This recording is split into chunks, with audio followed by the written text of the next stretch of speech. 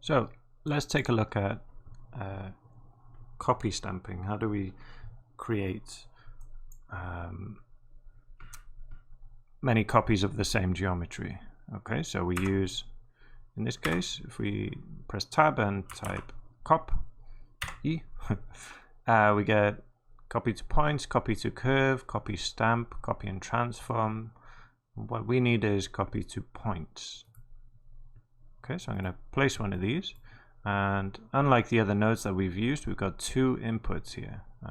The information which you get, it says both required, and here it says target point to copy to and target geometry. So the coffee beans are the geometry that we need, and we need to generate some points to copy the coffee beans onto. For the moment, I'm just gonna bypass, well, not bypass, but well, yeah, bypass this merge node just so we've got only one coffee bean, and I'm gonna connect that into my copy to points. Okay, now you can see an error. Not enough sources specified because I haven't connected any points yet. So let's make a point. If I press tab and create an add. All right, so what this does, as the name suggests, is creates a point. So there we got 1 point. If I click this visualizer, it makes it a bit easier to see. At this location, 0, 0, 0. So if I connect this 1 point to my copy to point, I get one instance basically. So I get one copy of this geometry, which is not very interesting. So let's delete that. Do something else. We can take a grid, which is like a plane in other geometries, in other 3D packages. Sometimes it's called a plane. In Houdini, it's a grid. So there we got 10 by 10 squares, and it's composed of should be 100 points. Okay, so we can use these points to copy this geometry onto. So if we connect this directly, we get all of these. Okay, and if we make any changes here, we change the size of the grid. We can do it 1 by 1, make it a bit smaller. We get all of these identical copies of our geometry. Okay, and the copy to points knows to only use the points. Okay, so you don't really need to remove the polygons to use it correctly. You can feed it only points or geometry. As long as there are points on the geometry, it will copy the points to that. Right? So for our project, we need 2 grids, and we're going to place some points onto those. Okay, so let's build these points first. They will be our the source of our simulation. Okay, so we're going to take our 1 grid, and we're going to, if you press this gizmo here, then you can move it around. Okay, so I can move it over to the right a little.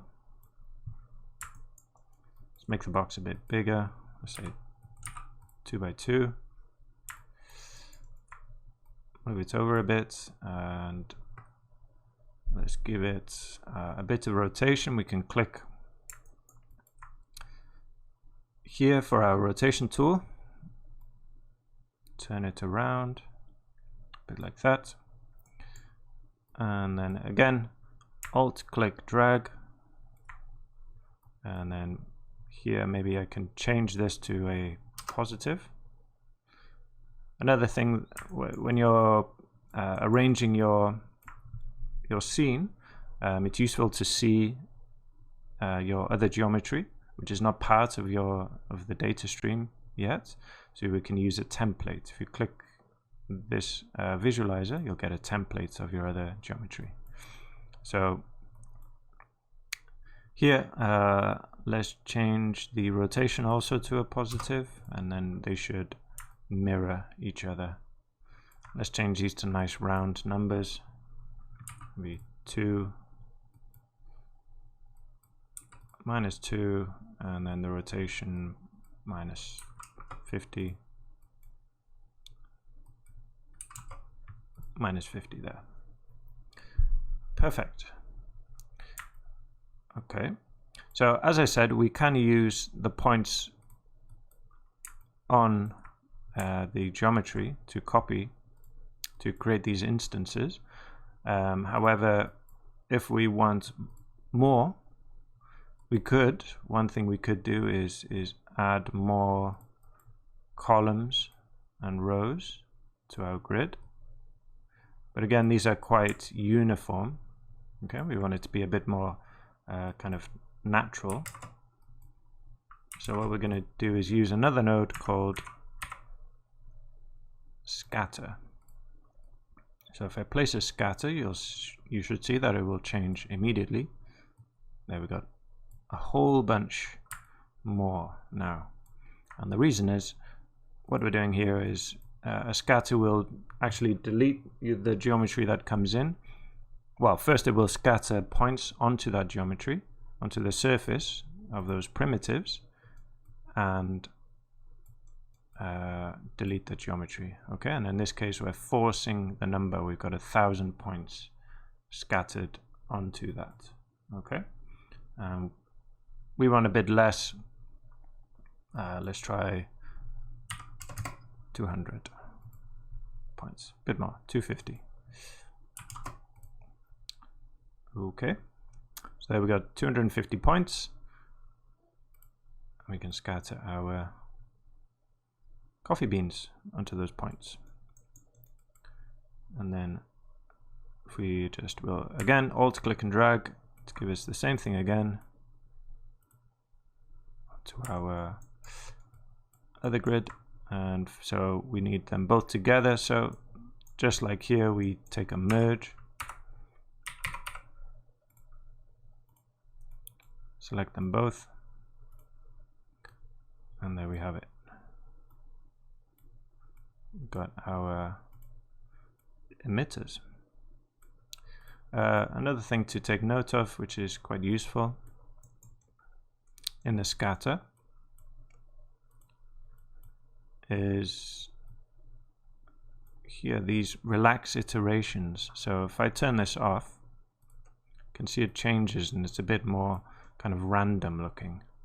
So these relax iterations will try to space out the points more evenly. So you can use this to control kind of how chaotic it is. Okay, the more iterations I add to this, the more even and organized it is. So I'll just leave it at the default of 10 for myself. Okay.